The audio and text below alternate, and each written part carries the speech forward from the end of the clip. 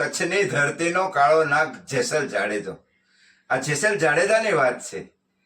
એકવાર તોરલના સાનિધ્યમાં ધૂન મંડળ ચાલુ હતું, તો ધૂન ગવાતી હતી કે અલખ નામની રે, અલખ નામની રે, એ ધૂણી રે દખાવી બેલી અમે તારા નામની, એ ધૂણી રે દખાવી બેલી ભગવાન તારા નામની.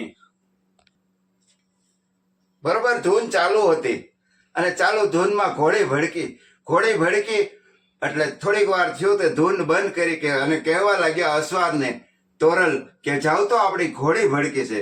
તો જોયું તે ઘોડી ભડકેલી ઘોડી છૂટેલી હતી.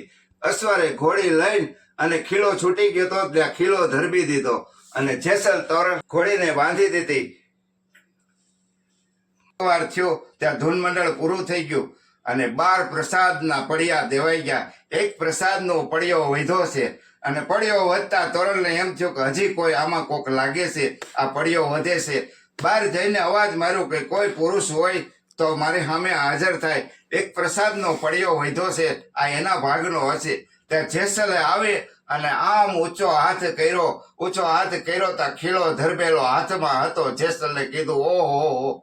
તોરલે એમ કીધું કે ઓહ આ હું જેસલ કહેવા લાગ્યો કે પેલા તો વાત મારે ઈ કરવાની છે કે મારા ભાભીના મેળા ખાતર હું આવ્યો છું, તોરી ઘોડી તોરી તલવાર તોરી નાર લેવા આવ્યો છું. જેસલે કીધું કે આ પડ્યો તમે ખાઈ જાઓ, પછી તમારે જે જોશે લેશો દઈ દેશું. આ તો અલગ ધડીનો ઓટલો છે, અમે જરૂર આપશું, પણ આ કિલો તમારા હાથમાં ધરવો તે તમને કાંઈ ન થયું. એટલે કે જેસલ કહેવા લાગ્યો કે હથેળીમાં તો શું, આ હથેળીમાં તો શું, કદાચ તાળવામાં જો ખીલો ધરબી ને તો મારું જનેતાનું દૂધ લાજે, મારું જનેતાનું દૂધ લાજે. આવા જેસલની વાત છે.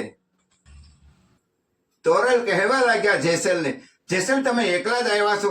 તો જેસલને કોની જરૂર હોય? કહેવાય છે કે બકર બચ્ચા લાખ લાખે બિચારા, સિંહણ બસો એકે હજારા. હું લેવા આવ્યો છું તોરી ઘોડી તોરી તલવાર તોરી નાર, તમે આપી દો. નકર તલવાર મિયાનમાંથી જો નીકળશે ને તો આ તલવારથી નીકળશે ને તો ડોકું ઉતરતા વાર નહીં લાગે.